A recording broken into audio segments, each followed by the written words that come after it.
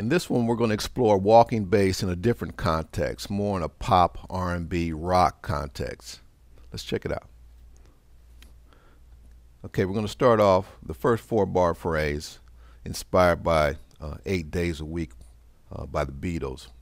And it's more pattern oriented, as you'll notice in pop and rock, R&B context, that the walking bass lines basically the same concepts, but you'll find them more pattern oriented. So you'll notice that in this one, where it goes from 1, 6, 5, 3. You're more of a pattern, not so much dealing with the connecting notes, connecting the chords, not as strictly as you would in a jazz setting. But this does connect by a whole step, to the A7 chord. 1, 3, 5, 1, just basic foundational notes, just outlining the chord. But we're skipping up to C there, not necessarily dealing with connecting that by a half step or a whole step, but still dealing with the pattern. We have a pattern that we established there after the 1, 6, 5, 3 in bar 1. Same kind of triad kind of pattern. We're kind of continuing on with that pattern, so you see the theme weaving through there. So even though it doesn't connect by that half step, whole step, you'll have a theme weaving through.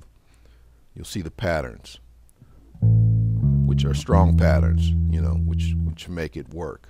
1, 3, 5, 1 over the C. 1, 3, 5, 3.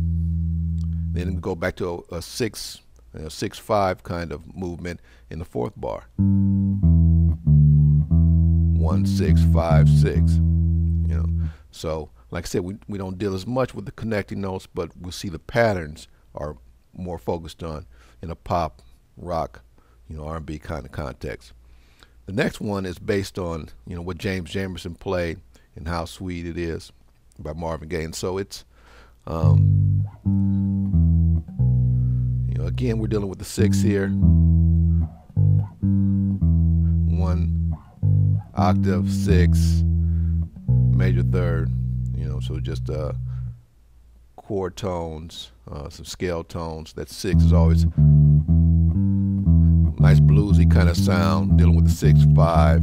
That's why you'll find that used in a lot of pop rock things, R&B. That 6, 5 movement. Okay, so he does that there.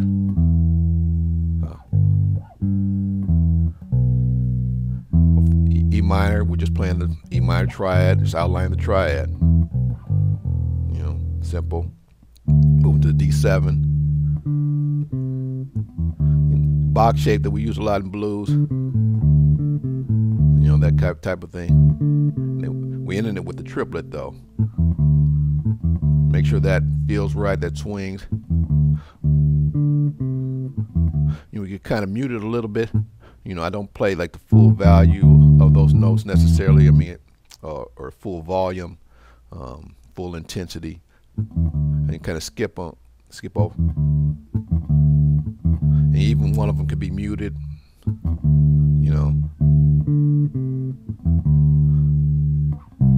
Transition to that C, where we're just walking down the scale. B flat A, that Mixolydian scale that goes with this C7.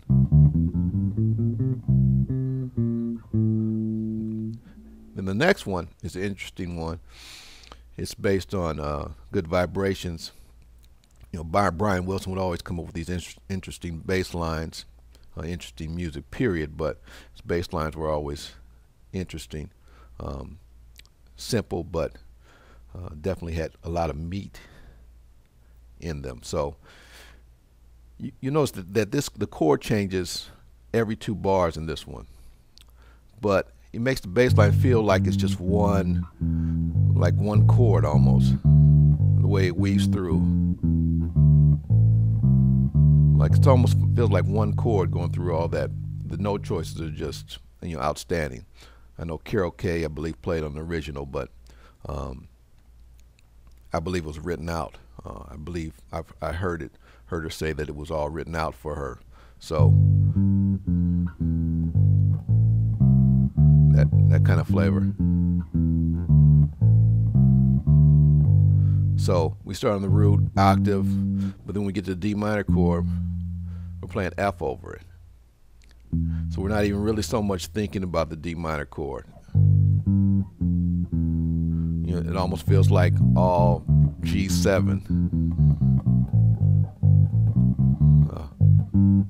And that's kind of like a blues lick, a blues bass line. And then we go back to the root.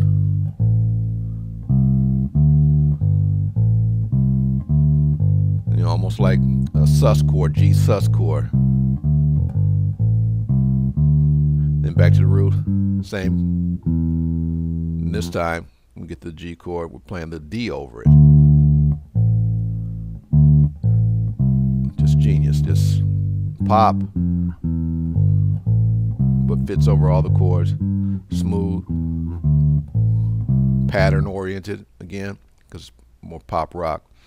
And the last one is based on, inspired by the Chicago song, Does Anybody Really Know What Time It Is? And it has a slightly different walking feel. It just kind of walks down the scale. You know, there's a major 7 chord. It sounds a lot like a Beatles type bass line also. You know, just kind of like walk. It seems like that's the G major 7 scale. You know, and then it kind of has a push or anticipation to the next chord, to that C major 7 chord. You know, kind of sounds kind of big bandy. That's where the swing thing comes in. You know, that push, that eighth note push into C. And you kind of walking up the C major 7 scale. You got a chromatic note there, that F sharp, that leads us back to G. So, you know, nice half step movement. Same thing with the G major 7, walking down the scale.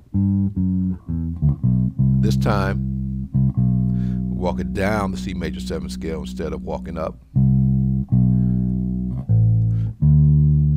We're implying a turnaround like we do a lot of times in jazz. We imply a turnaround, which is not there. So I'm implying like an A minor 7 to D7 to get back to the G.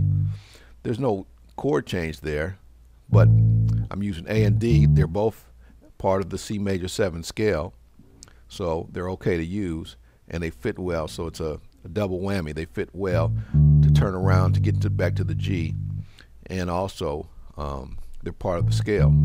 They're scale tones. So, and it breaks up the pattern a little bit. We have it's pattern oriented, but we don't repeat exactly the same thing the second time. We give it a little different flavor. All right, that's Walking with the pop in a pop R&B rock context.